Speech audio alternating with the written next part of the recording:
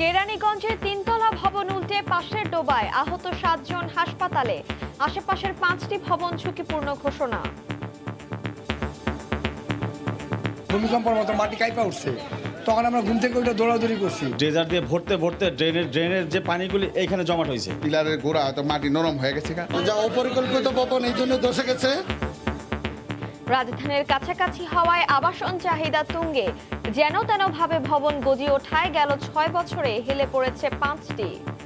এর আশেপাশের আরও ৪-৫ প্রায় ৬টা বিল্ডিং আমি ক্যারি করছি, লিস্ট করেছি। এগুলোও কিন্তু অপরিত্যক্ত ঘোষণা করা উচিত। নগরায়ন অথবা বসতভিটার ক্ষেত্রে কোনো ধরনের কার্পণ্য, অবহেলা, পরিবীক্ষণ ছাড়া বসবাসযোগ্যতার সার্টিফিকেট দেওয়া আত্মহত্যার শামিল।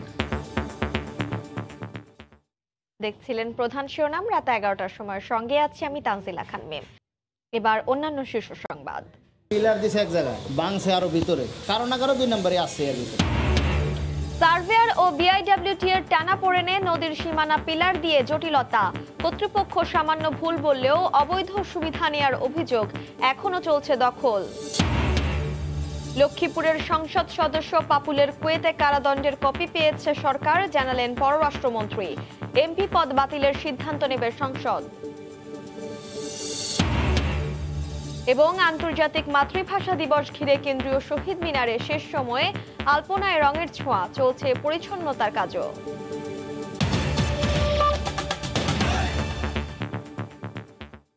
ঢাকার কেরানীগঞ্জে তিনতলা একটি ভবন উল্টে পড়েছে পাশের ডোবায়। সকালে হঠাৎ ভবনটি হেলে পড়ে। ভবনের ভেতর থেকে আহত অবস্থায় উদ্ধার করা হয়েছে ৭ জনকে। আশেপাশের ৫টি ভবনকে ঝুঁকিপূর্ণ ঘোষণা করে সরিয়ে নেওয়া হয়েছে বাসিন্দাদের। ভবন নির্মাণে কোনো নিয়মনীতি মানা হয়নি বলে জানিয়েছে ফায়ার সার্ভিস।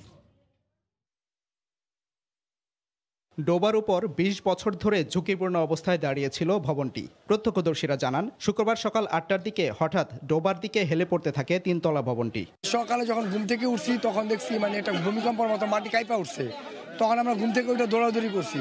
তখন আইসা দেখছি বিল্ডিং পড়ছে, অনেক জোরে একটা শব্দ হয়েছে। ড্রেজার দিয়ে ভরতে ভরতে ড্রেনের যে পানিগুলি এইখানে জমাট হয়েছে। পিলারের গোড়া হয়তো মাটি নরম হয়ে গেছে। ঘরের ভিতর যে লোকজন ছিল সবাই বেরো যেতে বলছে। পড়ে গেল গা, এটাই আমি চোখের সামনে দেখছি। আমি এখানে দাঁড়িয়ে আছিলাম, হঠাৎই পড়ে গেছে গা। হঠাৎ কোনো আওয়াজ নাই, সাউন্ড নাই, হঠাৎ বয়ে গেছে গা। এ সময় ভবনের 2 বাসিন্দা বের হতে পারলেও বাকি 5 জনকে উদ্ধার করে ফায়ার সার্ভিসের ডুবুরি দল। আহতদের রাজধানীর মিডফোর্ড হাসপাতাল সহ বিভিন্ন হাসপাতালে চিকিৎসা দেওয়া হচ্ছে। ক্ষতিগ্রস্ত ভবনের পাশের ভবনেও দেখা দিয়েছে ফাটল। আশপাশের 5টি ভবন ঝুঁকিপূর্ণ ঘোষণা করে বাসিন্দাদের সরিয়ে দেওয়া হয়েছে। গ্যাস বিদ্যুৎ সংযোগও বিচ্ছিন্ন করা হয়েছে। ভিতরে আর আমরা সার্চ করে দেখেছি, আর কোনো ভিকটিম আটকা নাই। এটা নন ইঞ্জিনিয়ার্স ভবন, যা অপরিকল্পিত ভবন এই জন্য ধসে গেছে। পরিত্যক্ত ঘোষণার সাথে সাথে তাদের ওখানে আর কোনো লোকজন নেই, এটি নিশ্চিত করা হয়েছে। এর পাশাপাশি আমাদের এখানে আরেকটি ভবনে ফাটল দেখা গেছে। সর্বমোট আমরা 5টি ভবন পরিত্যক্ত ঘোষণা করেছি। ধসে পড়া ভবনটি নির্মাণে কোনো ধরনের বিল্ডিং কোড না মানায় মালিকের বিরুদ্ধে আইনি ব্যবস্থা নেওয়া হবে বলে জানান নির্বাহী ম্যাজিস্ট্রেট। সাদিকুর রহমান, সময় সংবাদ, ঢাকা। রাজধানীতে আবাসন খরচ হু হু করে বাড়ায় অনেকেই থাকার জন্য বেছে নেন কাছাকাছি কেরানীগঞ্জকে। চাহিদার ভার সামাল দিতে যেন তেনভাবে গজিয়ে উঠছে ভবন। গেল ৬ বছরে 5টি ভবন হেলে পড়েছে ঘনবসতিপূর্ণ এই এলাকায়। নগর পরিকল্পনাবিদরা বলছেন, সংশ্লিষ্ট কর্তৃপক্ষের নজরদারির অভাবে এভাবে অপরিকল্পিতভাবে ভবন গড়ে উঠছে। বাড়ছে দুর্ঘটনার ঝুঁকি। সালাউদ্দিন সুমনের রিপোর্ট। ঢাকার কাছে হওয়ায় কেরানীগঞ্জে বসবাসের প্রবণতা বাড়ছে, সেই সঙ্গে বাড়ছে অপরিকল্পিতভাবে গড়ে ওঠা আবাসিক ভবনের সংখ্যাও, আর তাতেই বারবার ঘটছে দুর্ঘটনা। গত 6 বছরে কেরানীগঞ্জের বিভিন্ন এলাকায় 5টি ভবন হেলে পড়ার ঘটনা ঘটেছে। 2015 সালের 6 এপ্রিল কেরানীগঞ্জের চরকালীগঞ্জে হেলে পড়ে 6তলা ভবন। একই বছরের 7 জুলাই সুবাড্ডা পশ্চিম কলোনি এলাকায় হেলে পড়ে নির্মাণাধীন 4তলা ভবন। 2016 সালের 25 এপ্রিল কালীবাড়ি খালপাড় এলাকায় হেলে পড়ে 3তলা ভবন। 2019 সালের 25 ফেব্রুয়ারি কাজীবাড়ি মোড়ে হেলে পড়ে 6তলা ভবন। 2019 সালের 4 জানুয়ারি বেগুনবাড়ি সেতুর কাছে হেলে পড়ে 5তলা ভবন। আর সবশেষ শুক্রবার চরাইল এলাকায় ধসে পড়ে এই 3তলা ভবনটি। এ ঘটনার পর আশপাশের 5টি ঝুঁকিপূর্ণ ভবন পরিত্যক্ত ঘোষণা করা হয়েছে। স্থানীয় সরকার প্রকৌশল অধিদপ্তরের কর্মকর্তা জানান, এই এলাকার আরো বেশ কয়েকটি ভবন অপরিকল্পিতভাবে জলাশয়ের উপর নির্মিত হয়েছে। যে বিল্ডিং ধসে পড়লো এর আশেপাশের আরও 4-5 প্রায় 6টা বিল্ডিং আমি ক্যারি করছি, লিস্ট করেছি এবং এই লিস্টের পাশাপাশি এই যে ডিসের ওই পাশটা ওখানেও অপরিকল্পিত অনেক ভবন আছে, এখান থেকে শুরু করে আরও 5-7টা বের হবে। নগর পরিকল্পনাবিদরা বলছেন, স্থানীয় সরকার প্রকৌশল অধিদপ্তরের অবহেলা ও তদারকির অভাবেই অপরিকল্পিতভাবে ভবন নির্মিত হচ্ছে। সত্যিকার অর্থে নগরায়ন অথবা বসতভিটার ক্ষেত্রে কোনো ধরনের কার্পণ্য, অবহেলা অথবা কোনো অজুহাতে এর পরিবীক্ষণ ছাড়া বসবাসযোগ্যতার সার্টিফিকেট দেওয়া আত্মহত্যার শামিল।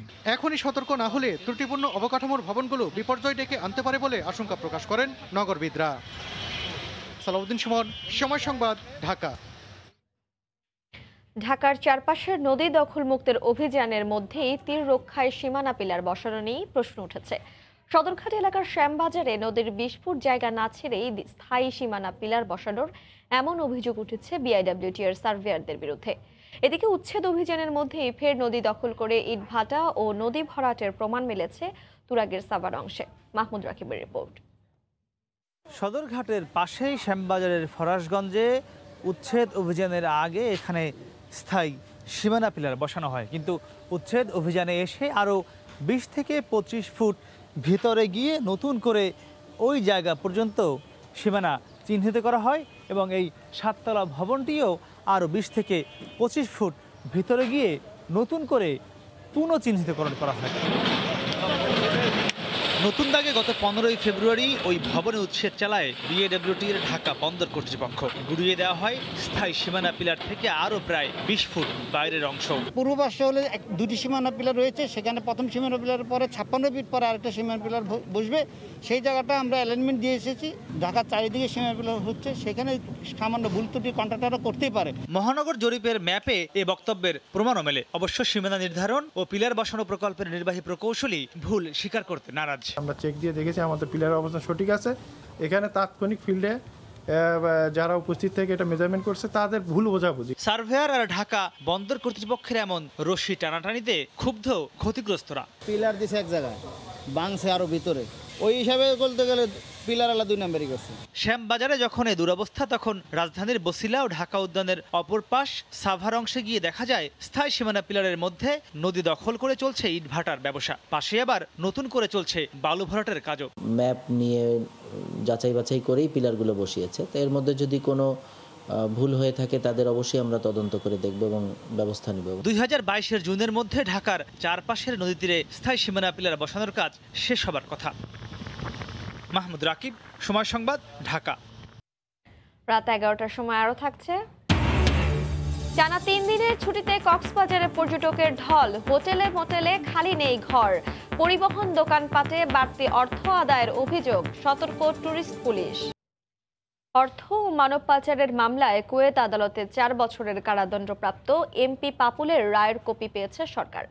আইনি ব্যবস্থার জন্য এরই মধ্যে তা স্পিকার ও স্বরাষ্ট্র মন্ত্রণালয়ে পাঠানো হয়েছে বলে জানিয়েছেন পররাষ্ট্রমন্ত্রী। তার সংসদ সদস্য পদ বাতিল হবে কিনা এখন সে সিদ্ধান্ত নেবে সংসদ। অর্থ মানব পাচারের অভিযোগে আলোচিত সংসদ সদস্য কাজী শহীদ ইসলাম পাপুল কুয়েতে গ্রেফতারের পর তার পদে থাকা নিয়ে বিতর্ক তৈরি হয়। গত 28 জানুয়ারি অভিযোগ প্রমাণিত হওয়ায় তাকে 4 বছরের কারাদণ্ড দেন সে দেশের আদালত।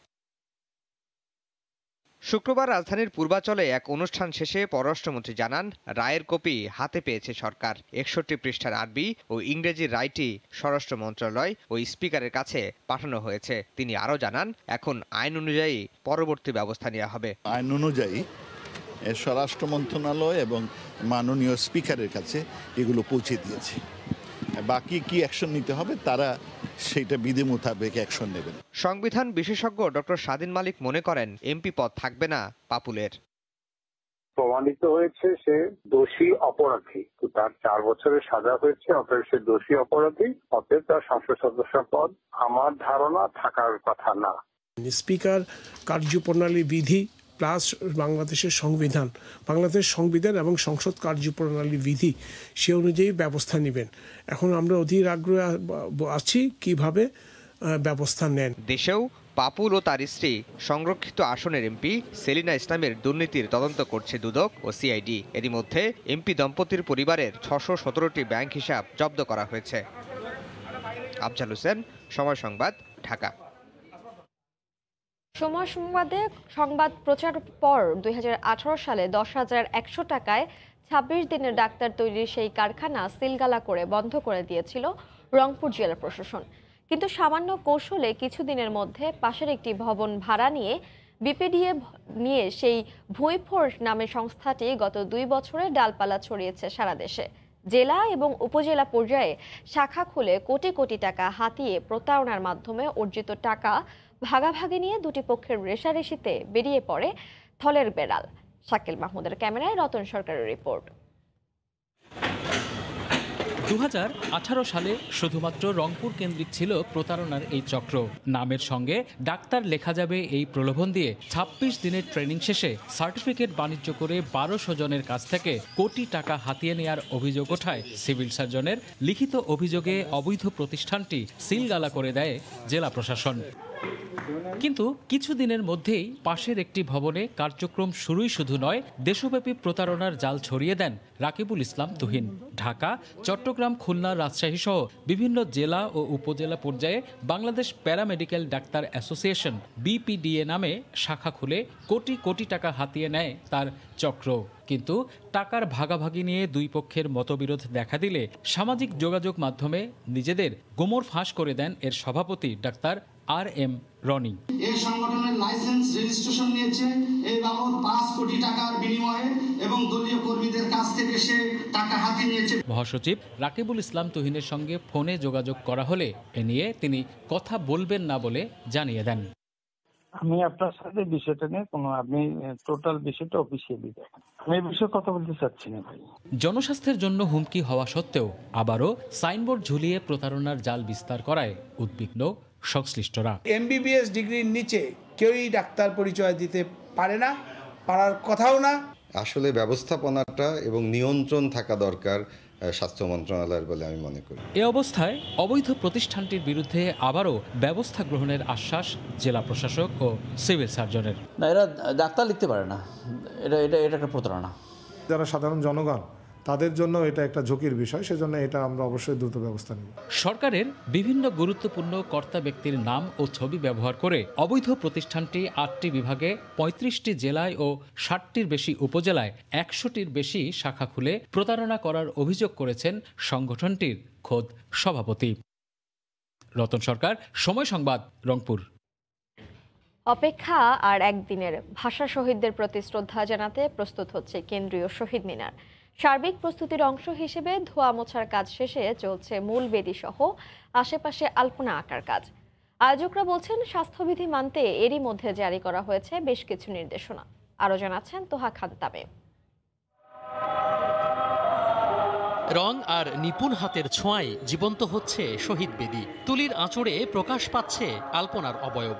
প্রতি বছরের মতো ঢাকা বিশ্ববিদ্যালয়ের চারুকলা অনুষদের শিক্ষার্থীরা আঁকছেন আলপনা। তবে কোভিড বাস্তবতায় ভিন্নতা এসেছে কিছুটা। এবারই প্রথম শহীদ মিনারের আশপাশের রাস্তা রাঙানো হচ্ছে না। সার্বিক প্রস্তুতি প্রায় সম্পন্ন, তাই দিন রাত চলছে আঁকিবুকির কাজ।